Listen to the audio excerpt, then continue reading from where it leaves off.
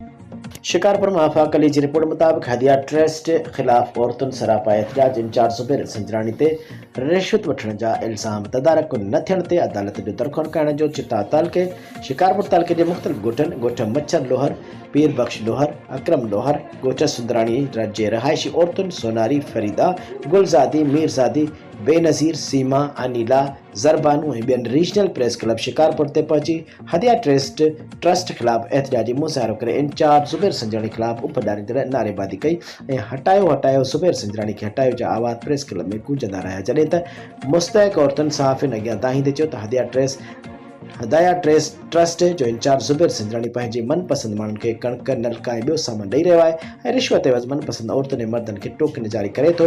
उन्हनि माण्हुनि खे कणिक ॾिनी वञे थी जेकी अॻ में मालदार आहिनि ऐं उहे कणिक ज़ुबैर संजरानी जे ऐं हदिया ट्रस्ट खां वठी ॿाहिरि निकिरी रोडनि ते विकिणनि था। उन मुताबिक़ त नायल रिश्वतखोर मिसकिननि जा हक़ गज़ब कंदड़ हदिया ट्रस्ट जे इंचार्ज ज़ुबैर संजरानी खे फ़ौरन हटायो वञे जेको मुस्तहक़ औरतुनि ऐं ग़रीबनि जो दुश्मन आहे जंहिं पंहिंजा ग़ैर क़ानूनी असास ठाहिया आहिनि। दादूखंड डिस्ट्रिक्ट रिपोर्टर अल्ताफ हुसैन पंवर की रिपोर्ट मुताबिक मेयर बरसान नयो ॻोठ सईदी मुसाणी शहर में मुनशात Z21 आदाब सोपारिन जे सरेआम वेकिरो थियण लॻियूं। नओं ॻोठ शहर में मुनशात हलाईंदड़नि खां पुछा करण ते सहाफ़ी अयात अली सुमरो सां बदतमीज़ी कई वई ऐं खेसि मौतमार धमकी मिलण ते लही आया ऐं चवण लॻा त अगरि असां जूं पोस्टूं मीडिया ते हलाईंदे त शहर में रहण न ॾींदासीं। तूं केरु थींदो आहीं जो असांखे रोकण वारो, चाहे मुनशात हलायूं शबाब कबाब छा बि करियूं, असांखे कानून बि कुझु नथो करे सघे। तूं केरु थींदो आहीं? अगरि ॿीहर का ख़बर पोस्ट मीडिया ते हलाईंदे त तोखे गोलियूं हणी क़त्ल करे छॾींदासीं। आउं chief justice Sindh, IG Sindh, DIG Hyderabad ऐं SSP दादू अमीर सऊद मक्सी खे पुरज़ोर अपील कंदुसि त मूंखे नाहक धमकियूं ॾींदड़नि ख़िलाफ़ कानूनी कार्रवाई करे मूंखे तहफ़ुज़ फराहम कयो वञे। हाणे ख़बर शामिल कंदासीं तालका रिपोर्टर सऊद अहमद पिताफी बलोच जी रिपोर्ट मुताबिक जीअं त अॼु ॻोठ हाजी रहीम बख़्श वसाण में बकरारनि जी पाण में मीटिंग थी जंहिंमें सभिनी बकरारनि जे मशवरे सां अमजद अली वसाण साहिब खे बकरारनि जो सरदार तालका कोट डीजे जो कयो वियो। तालके कोट डीजे जे बकरारनि जो हर जाइज़ मसइलो हर वक़्तु हल कयो वेंदो। उन मौक़े ते दौल शरनायन सां मुबारक ॾिनियूं। सहाफ़ियुनि सां ॻाल्हाईंदे अमजद अली वसाण चयो त मां निहायत ॻोठ हाजी रहीम बख़्श वसाण जे मोतबर वॾेरनि ऐं नौजवान वसाण इतिहाद मूं बकरनि जो शौक़ीन मूं तालके कोट डीजे जे सदर चूंडियो मां उन्हनि सभिनी जो शुक्रगुज़ार आहियां। असां पंहिंजे प्यारे भाउ दोस्त अली लख लख मुबारकूं पेश कयूं था। शहज़ाद ख़ान वसाण, उस्ताद राजा खलीक अहमद वसाण, उस्ताद निसार अहमद वसाण, इमरान खान वसाण, ग़ुलाम रसूल वसाण, मीर माकन वसाण, राजा खान वसाण, रहीम बख़्श वसाण, नजीब अली वसाण, मुनवर वसाण, औरंगज़ेब वसाण, शफ़क़त अली वसाण, इंजीनियर सलमान खान वसाण, अब्दुल रसूल वसाण, सदरुद्दीन वसाण, सहाफ़ी शिराज खान वसाण वॾी तादाद में कोट डीजे जे कुंभ नगरे जा जे बकरियुनि जे शौक़ीननि शिरकत कई। अमजद अली वसाण साहब खे गुलनि जा हार पाराया विया ऐं मुबारकुनि जो सिलसिलो जारी आहे। Wassan social media Wassan group Abdul Samad Wassan. Mirpur Pathoro खां रिपोर्ट कर रहियो आहे गुलाब गुल चूणे जो। सजावल ज़िले में सियासी शिकत आणण खां पोइ सजावल टाउन कमेटीअ में TMO मुक़ररु न थियण करे सभई मुलाज़िम पघारनि खां महरूम मालूम थियो आहे त PP ज़िले क़यादत ऐं शीरादी भाउरनि में इख़्तिलाफ़ वधी वञण खां पोइ ॿिन्ही धुरियुनि जो ज़िद आहे त ज़रियनि खां मालूम थियो आहे त शीरादी भाउरनि जो चवनि था त असांखे अॻूणो TMO दीदार अली शाह खपे। उन सां राब्तो कयो त उन सजावल ज़िले में अचण खां इनकार कयो आहे ऐं मुलाज़िमनि जो चवणु आहे त केर बि अचे पर पघारूं करायो छो त हाणे असां जे बच्चनि खे राशन बि नथो मिले। हुननि चयो त सियासी शिकताण में असां ग़रीब शिकार थियूं पिया। ठुल खां रिपोर्ट करो मीर मोहम्मद फैज़ सुमरो ठुल जे ए सेक्शन थाणे जे हद चाचो शाह बेले वटि पुलिस ऐं ॾोहनि में मुबैना पुलिस मुक़ाबिलो थी पियो। पुलिस दावा कई आहे त हिकु ॾोहारीअ खे ज़ख़्मी हालत में पिस्टल समेत गिरफ़्तार कयो आहे जंहिंखे इलाज लाइ तालके अस्पताल ठुल मुंतक़िल कयो वियो आहे। राब्ते करण ते ठुल जे ए सेक्शन थाणे जे SHO मोहम्मद अयूब डोगर ॿुधायो त ॾोहारी ॾोह जे इरादे सां चाचो शाह बेले बाईपास वटि बीठा हुआ। गश्त दौरान टिनि ॾोहारियुनि असांजे पुलिस मोबाइल गाॾीअ खे रोकण जी कोशिशि कई। ॾोहारनि ॾिठो त पुलिस आहे। मुक़ाबिलो थी पियो जंहिंमें कोकारी गैंग जे हिकु ॾोहारी माशूक निंदवाणी पुट नसीर निंदवाणी खे मुक़ाबले बैदि ज़ख़्मी हालत में गिरफ़्तार कयो आहे जॾहिं त ॿ ॾोहारी ऊंधाई जो फ़ाइदो वठी फरार थी विया आहिनि। फरार ॾोहारियुनि जी गिरफ़्तारी लाइ पुलिस पोयां लॻल आहे। नाकाबंदी कई आहे। इंशाअल्लाह फरार थियल ॾोहारी खे बि गिरफ़्तार कंदासीं। शिकारपुर खां आफाक अली संजराणी जी रिपोर्ट मुताबिक़ पाकिस्तान पीपल्स पार्टी ज़िले शिकारपुर पारां पीपी चेयरमैन बिलावल भुट्टो ज़रदारी जे हिदायत ते शवी आईनी तरमीम जी ख़ुशी में जश्न रैली सवें जे आलनि जी शिरकत। पीपी चेयरमैन बिलावल भुट्टो ज़रदारी जी हिदायत ते पीपी ज़िले जे सदर मीर बाबल खान भयो, आगा मीर नादर खान भयो, आशिक खान पठान, सरदार ज़दा मुइन खान पौड़, नाजिम दहर, नाजिमुद्दीन डहर, आज़ाद खान लोर, लाला मकबूल सदायो, राजा खान पठान, बरकत लाशारी जी अगवाणी में भया हाउस खां छवी आईनी तरमीम जे ख़ुशी में रैली कढी वई, जेका शहर जे मुख़्तलिफ़ रस्तनि खां थींदी जमानी हाल वटि पहुती। रैलीअ में शरीक समें जे आलनि जीए भुट्टो बिलावल भुट्टो ज़रदारी जा उफ ॾाढ़ींदड़ नारा हया। पीपी ज़िले शिकारपुर जे सदर मीर बाबल खान भयो ख़िताब कंदे चयो त छवी आईनी तरमीम में ख़ुशी में पीपी ज़िले शिकारपुर पारां जश्न रैली कढी वई आहे। शिकारपुर खां आफाक अली संजराणी जी रिपोर्ट मुताबिक़ शिकारपुर भरिसां ॻोठ हाजी मिस्किन रिंद में ज्वारी जुआ खेॾंदे पाण में विढ़ी पिया। ज्वारियुनि तरफ़ां हिक ॿिए मथां लतुनि ऐं मुकुनि जो वसकारो इलाइक़े वासियुनि संदनि खे छॾाए वरितो।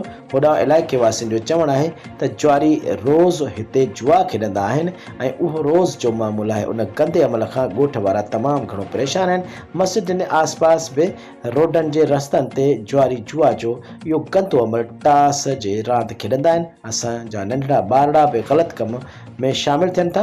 हुन मुतालबो कयो त हीउ गंदो ऐं ख़राब अमल खे फौरी तौर ते बंदि कयो वञे।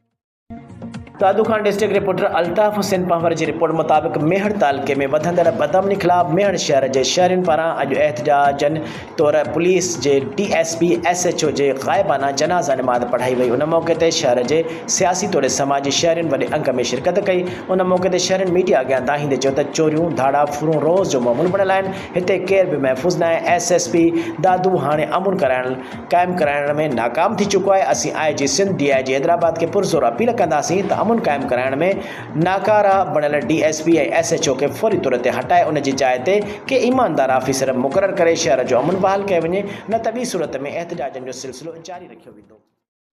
मीरापुर बटोर खां रिपोर्ट करो है गुलाब गुलजूने जो दड़ो लग दरगाह शाह नसर शाह PP MPA मोहतरम सैयद शाह हुसैन शाह शिराजी PP अगवान मोहतरम सैयद हाजी पाशा शाह शिराजी दरगाह शाह नसर शाह ते हाज़िरी ॾींदड़ चादर चाढ़ी दुआ घुरी मेले जो इफ्तिताह करे छॾियो।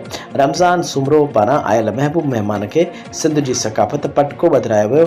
लुंगियूं अजरकूं वढायूं वयूं। उन मौक़े ते गयास मेमुन हज़ार खान ज़ौर वज़ीर अहमद खड्डो समेत मुख़्तलिफ़ बिरादरियुनि जे मुअस्सिसीन जी वॾे अंग में शिरकत।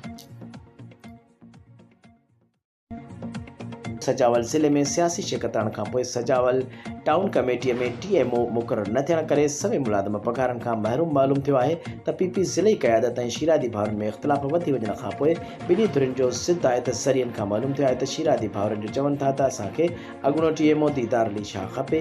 उन सां राब्तो कयो त उन सजावल ज़िले में अचण खां इनकार कयो आहे ऐं मुलाज़िमनि जो चवणु आहे त केर बि अचे पर पघारूं करायो, छो त हाणे असां जे बचनि खे राशन बि नथो मिले। हुननि चयो त सियासी शिकत में असां ग़रीब शिकार थियूं पिया।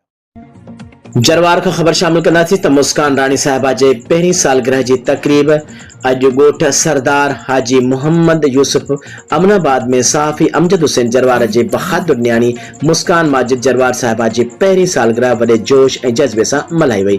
सालगिरह तकरीब में सहाफ़ी अलाबख्श जरवार, सहाफ़ी नियाज़ जरवार, फौजी मुमताज़ जरवार, वसीम अहमद जरवार, सहाफ़ी रईस शफ़कत अली जरवार, अमीर अली जरवार, असलम जरवार, फतेह खान जरवार, अब्दुल्ला जरवार, ड्याम अली जरवार, डॉक्टर सजाद अली जरवार, महबूब कादिर बख्श जरवार, अली हसन जरवार, ताहिर हुसैन जरवार, उस्ताद इलियास आरई, अजीजुल्लाह आरई, नूरुल हक जरवार, आसिफ अली जरवार, सफदर लुंड जुल्फकार जरवार ऐं ॿियनि मिटनि माइटनि दोस्तनि ऐं मोज़िज़ीन वॾे अंग में शिरकत।